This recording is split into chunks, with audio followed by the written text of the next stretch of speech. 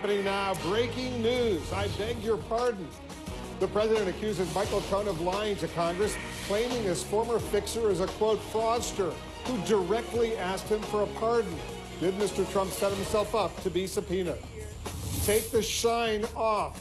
Another exit through the revolving door over at the White House, as former Fox News boss Bill Shine calls it quits. We're learning more about why the president had been souring on Shine.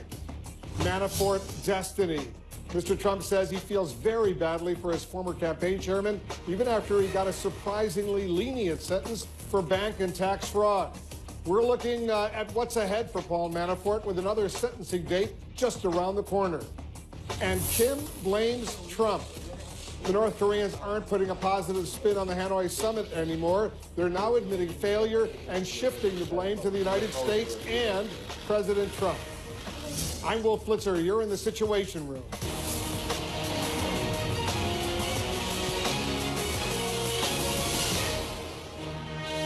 This is CNN Breaking News. We're following breaking news on President Trump, now a potential witness as to whether Michael Cohen lied to Congress. Mr. Trump claims his former fixer directly asked him for a pardon, and he said no. In public testimony, Cohen said he never asked his former boss for a pardon. Tonight, Cohen says it's the president who's lying. Also breaking, former Fox News executive Bill Shine has stepped down from his job over at the White House. He's the fifth person to lead Mr. Trump's communications operation and then leave. A source tells CNN that the president questioned Shine's judgment on multiple issues in recent months. I'll talk with Congressman Raja Krishnamurthy, a member of both the Intelligence and the Oversight Committees that heard testimony from Michael Cohen.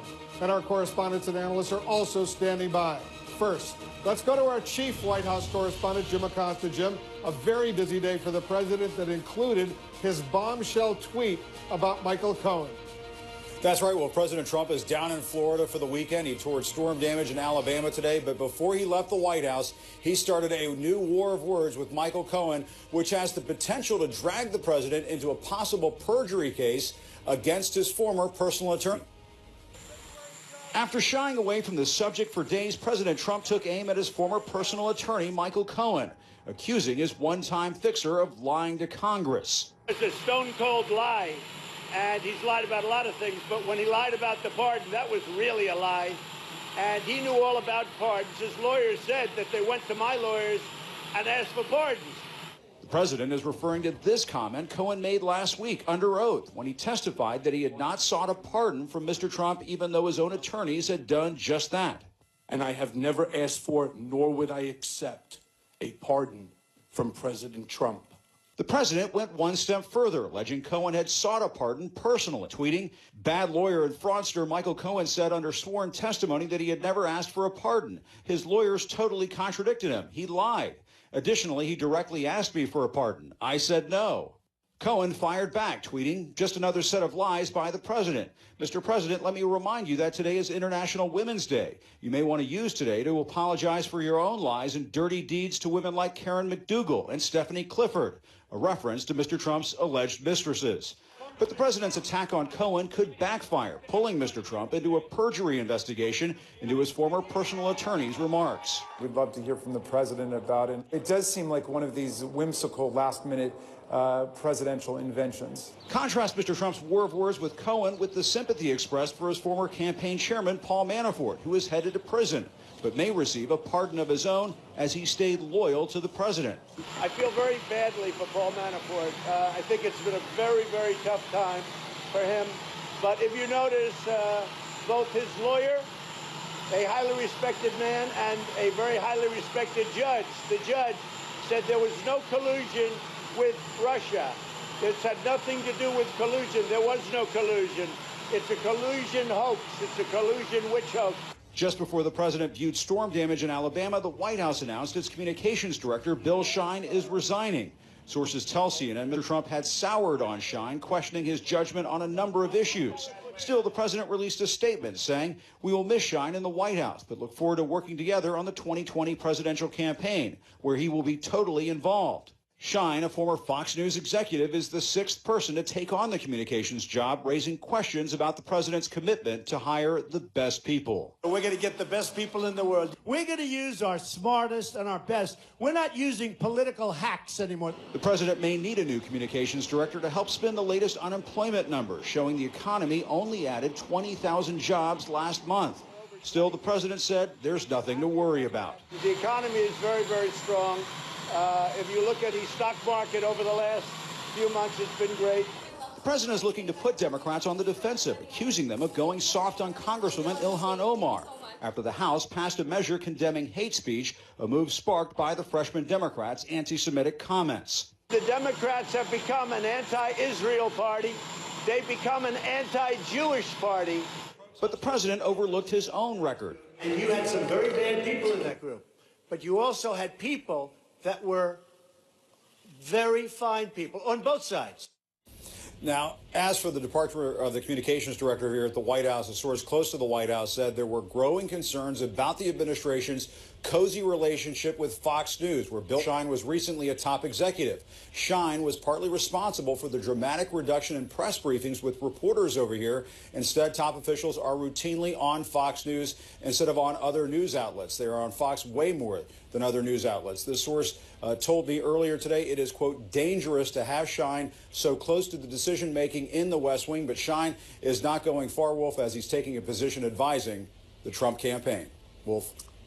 Jim Acosta at the White House, thanks very much. Let's talk more about the president, Michael Cohen, and Paul Manafort. Our crime justice reporter, Shimon Prokopez, is joining us. Shimon, since the president claims Cohen personally and directly asked him about a pardon, is Mr. Trump now potentially a witness if this becomes a major legal case? Yeah, certainly he could be a witness. But here's the problem. Both Michael Cohen and the president have credibility issues, right? They both kind of have issues with telling the truth. So what prosecutor would use them as witnesses in any kind of a case without some kind of corroboration? So they would need some other kind of corroboration to even start potentially thinking about bringing any kind of perjury charges, because this is ultimately what this is about, whether or not Michael Cohen lied again to members of Congress when he recently testified. If there's corroboration out there that this in fact happened, perhaps, maybe, but without that, I mean, you can't really trust either one of these guys. Well, will the special counsel, Robert Mueller's investigators, in addition to Congress, look into this allegation that Michael Cohen may have lied under oath before Congress the other day? So what would happen in this case? It would have to be members of Congress, the Oversight Committee would have to make a referral to the Department of Justice. And then the Department of Justice would then most likely, if they chose to take it on, would send it to the Washington U.S. Attorney, D.C. U.S. Attorney, who would then investigate any potential perjury. It would not be the special counsel in this case. It could also, think about this, Wolf, affect his case in the Southern District of New York. Michael Cohen, remember, is still going to try to seek some kind of leniency from the Southern District of New York. Even though he's been sentenced, there has been talk about him submitting or asking prosecutors in New York to try and somehow get a further reduction in his sentence. So if it does come out that he lied here, there's no way that they're going to do that for him. Speaking of pardons, and this is a completely different tone from the president, he said he felt badly for Paul Manafort, the former Trump campaign chairman, even though he got a relatively very lenient sentence. He aligned himself, Manafort's own attorney aligned himself with the president when he emerged from that courthouse, and you were there last night. He's the one who said no collusion. Manafort's attorney said no illusion. No collusion, which seemed to be suggesting maybe Manafort is signaling he would like a pardon, and the president, by aligning himself, saying he felt very badly for Manafort, signaling maybe there could be a pardon. Right, and Paul Manafort's attorney is Kevin Downing. And remember, Kevin Downing has been with Paul Manafort for the most of the part of this case now. He's the same attorney who was sharing information with Rudy Giuliani. Remember, the special counsel's office got really upset during the cooperation agreement that information was being shared with the president's team. And it does seem that Kevin Downing, when he spoke after court there, said no collusion, that he was speaking towards the president. And it's very clear that the president, this is on the president's mind. We keep hearing from the president about how he feels bad for Paul Manafort.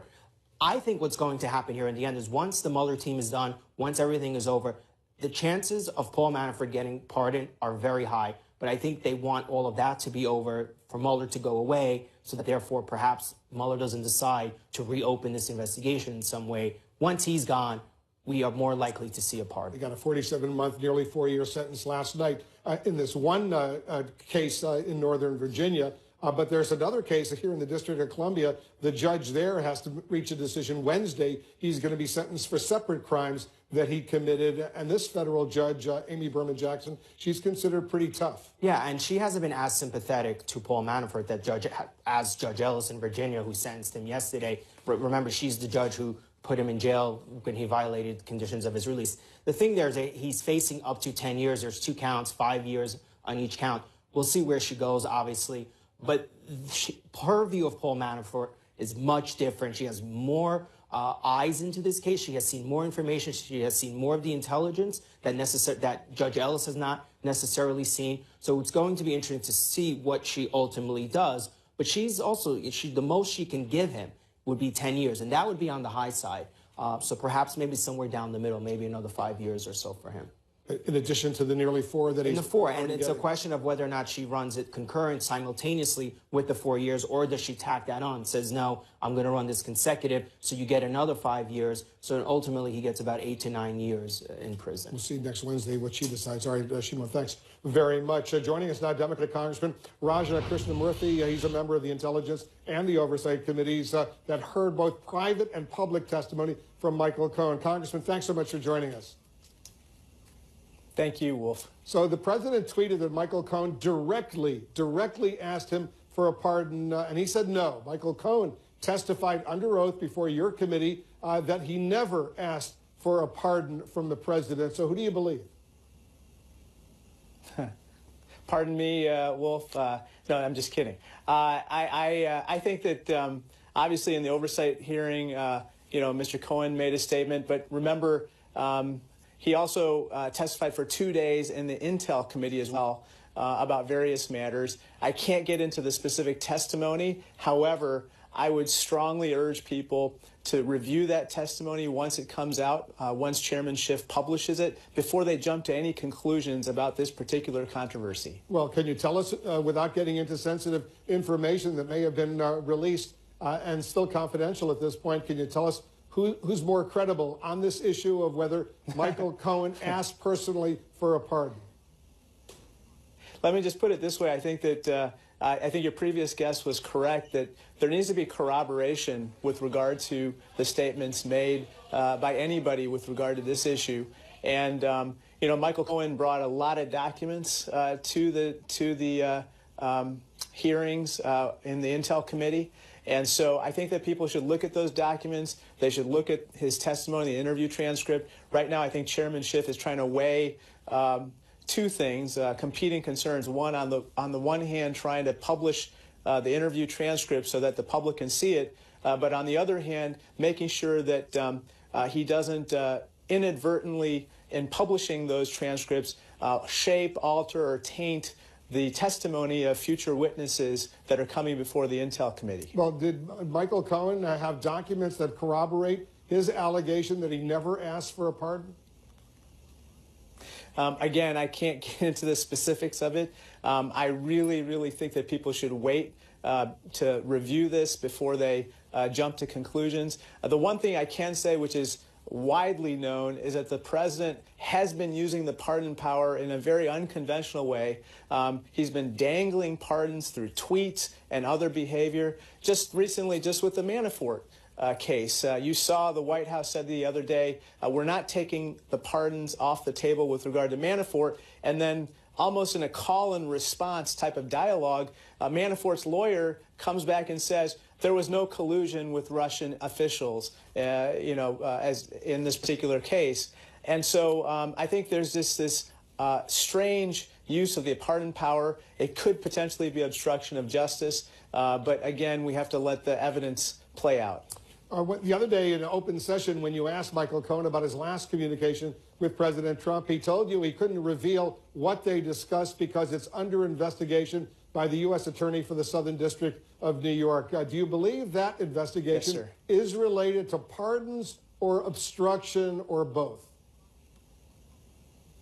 It could be. Again, I don't have all the answers on that particular point, and that question was asked, and it was partly addressed but not fully addressed because I think the Southern District of New York is also very concerned about him talking too much about their ongoing investigation.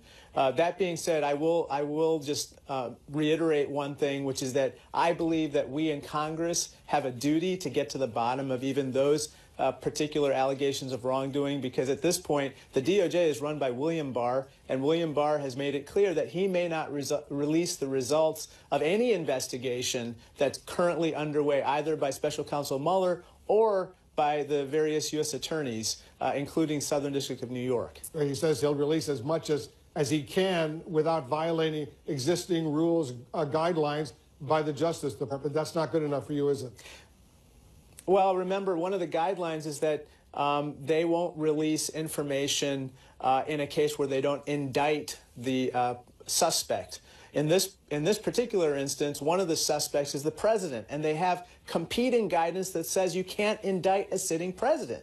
So it's one of those situations where almost certainly he'll be able to refer to that guidance where the special counsel can't indict the sitting president, and potentially use that as a means of shrouding not only the report that special counsel Mueller issues ultimately, but also the underlying evidence supporting that report. And that can also be said about the investigations in the Southern District of New York and elsewhere.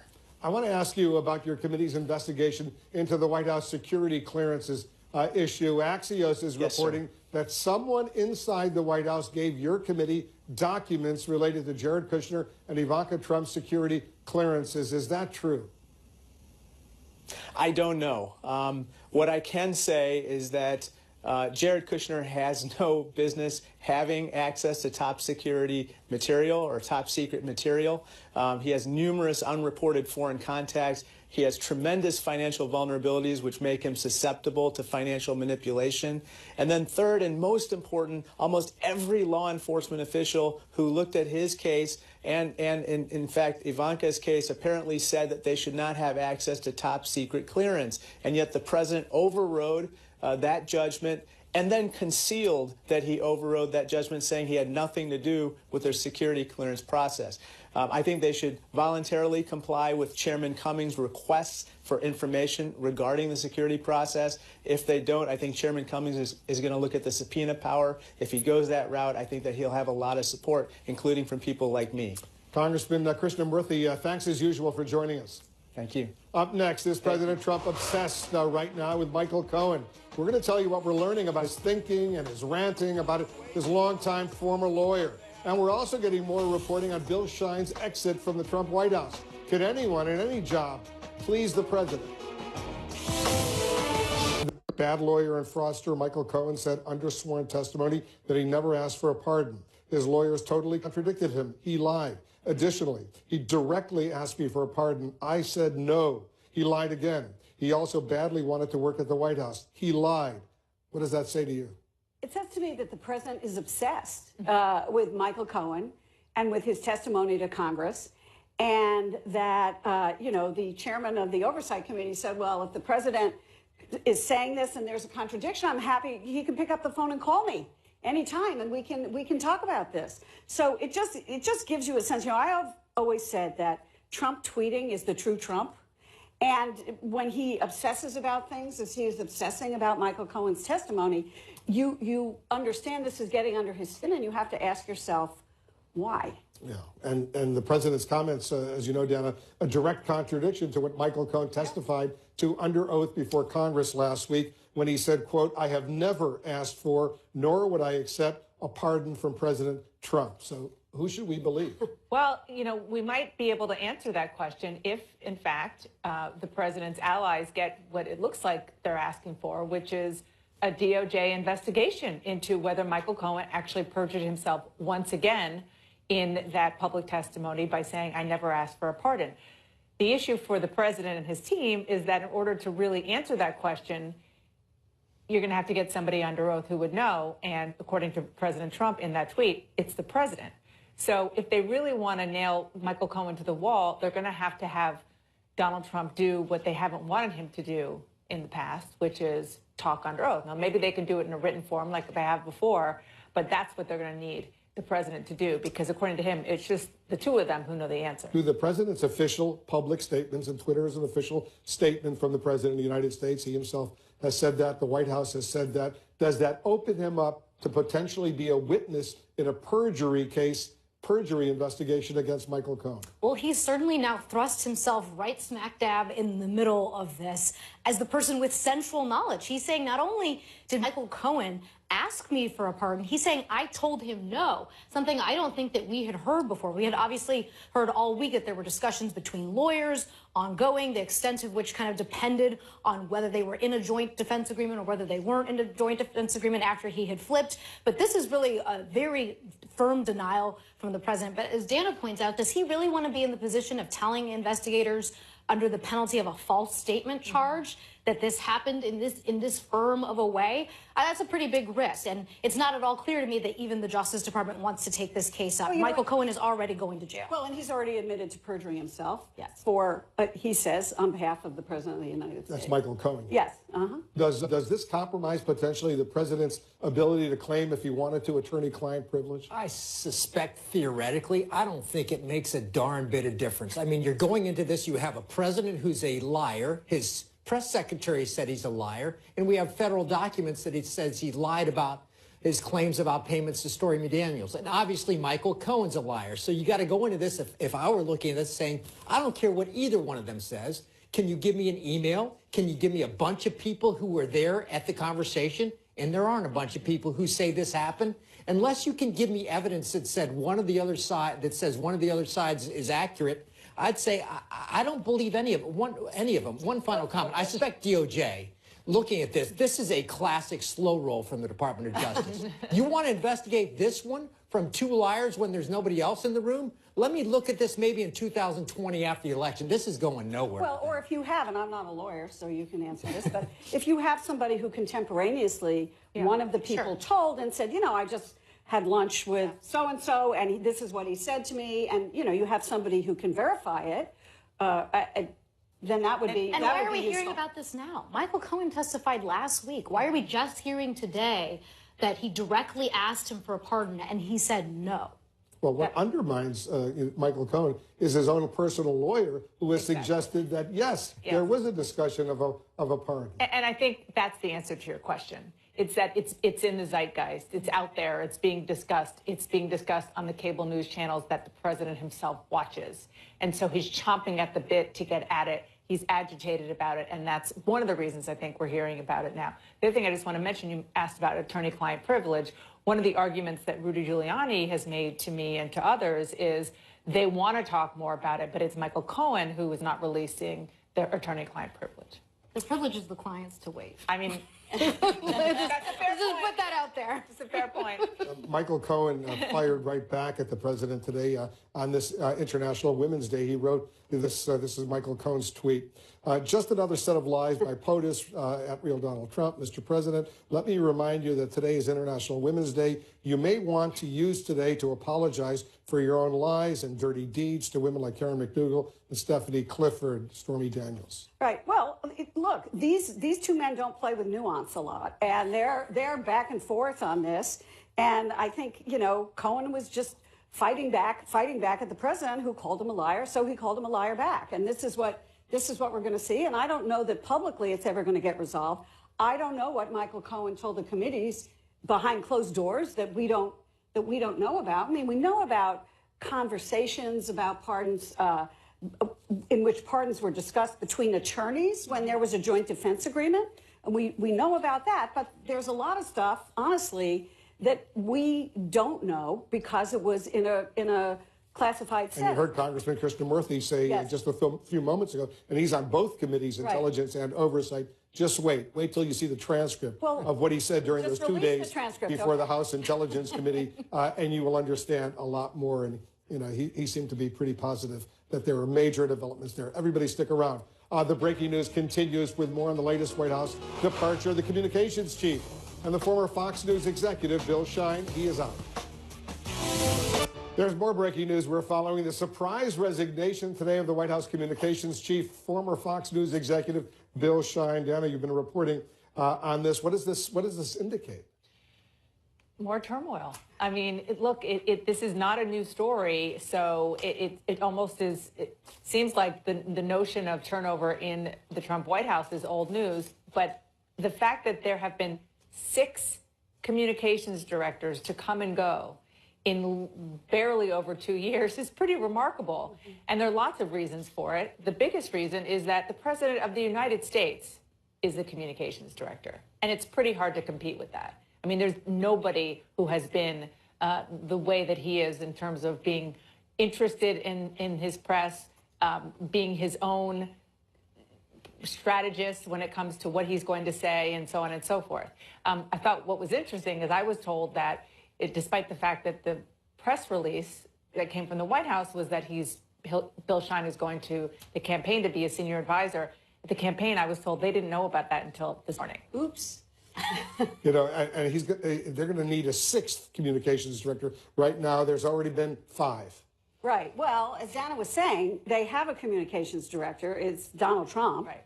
And the person who takes the job may come from inside because they already know how the president operates. But I think it's very difficult to get a communications director knowing that you're not really the communications director, that the president is. And you know, that's been a problem. And I think it may have been part of Bill Shine's problem because what he was doing was really booking at the president and kind of, you know, setting the atmospherics. But in terms of strategic communication, I think that's done by the president. You know, Phil, the president was very sympathetic to Paul Manafort in his public comments today. The president said, I feel very badly for Paul Manafort. I think it has been a very tough time for him. Do you feel very badly for Paul Manafort, who got a nearly 4-year sentence? He could have gotten 20 or 25 years. 30 would have been better. I don't feel badly at all. He goes through probation. What does he say? I'm going to violate it. He comes up with an agreement with the special counsel. What is he going to say? I'm going to violate it. He goes before courts in the District of Columbia and Virginia, 2 federal courts. Both of them say you're guilty. There is a bigger issue. He could have stood in front of the American people and say, I know what happened during the campaign, including why I provided polling information to Russian agents. And he could have said, forget about the legal issue. This is the most significant political corruption investigation in 2 generations. He could have said, I'm going to speak. Instead, what did he say? I'm humiliated, as he should be. He should get the Boy Scout badge for lying. He lied every single day until the final day, and he said, maybe you can have leniency on me because my feet hurt. The dude needs to spend more time in jail, and 4 years isn't enough. The judge can do what he wants. He needs to spend more time in jail. Zero sympathy. He didn't apologize either, and the judge noted that. Yeah. Yeah, he just said it was an awful time for him. Yeah, it is an awful time, and it's going to get worse. 3 hots in a cot, have a good time. We'll see what happens next Wednesday. He's going to get sentenced on a separate set of issues as well. And the federal judge here in D.C. is a pretty tough lady. She's very tough, and she's been privy to quite a bit of information. She has seen a fair amount of intelligence. She had to weigh to figure out whether he broke his plea deal and lied to the special counsel. And she can now tack on up to 10 years of additional prison time. She can decide whether she wants to stack that so we get a full 14, whether she wants to run them in parallel in some way, but that's going to be totally up to her. And remember, these are very different charges, so she may very well decide to stack them instead of having them run in parallel. His lawyer, Paul Manafort's lawyer, emerged from the federal courthouse and used the words no collusion, immediately said no collusion. The president today referred to that. The federal judge in this particular case also said there was no collusion as far as Manafort in this particular trial was concerned as well. All of this is seemingly setting the stage for a possible pardon. It's like they have a specific degree in Trump speak, in Trump language. Not so much talking about the judge, but obviously Paul Manafort's attorney. That's 100% what it was. The problem is he didn't realize that everybody else, when you're talking directly to the president on television, everybody else can hear you too. So it's kind of obvious what you're doing. And by the way, just for every American who's under an IRS investigation this year, I hope you go to the IRS and say, sorry, no collusion. The investigation was about whether you paid your taxes, not about collusion. And he clearly didn't pay millions and millions of dollars in taxes, one of the reasons he's going to jail. All right, now, everybody stick around. An important programming note to our viewers. This Sunday night, CNN is hosting not 1, not 2, but 3 presidential... Vampire actor Jussie Smollett, who reported to Chicago police that he had been the victim of a hate crime. Now Smollett has just been indicted on 16 felony charges. CNN's Nick Watt is working the story for us. Nick, the charges, they are very extensive. Update our viewers on the latest. That's right, Wolf. 16 counts, all of them for false report of an offence. Now, every single one of these charges is in relation to statements that Jussie Smollett gave to 2 different police officers alleging that this hate crime had occurred. And I'll read you a little bit of it at the end of detailing what Smollett told police. It says in this count, and Jussie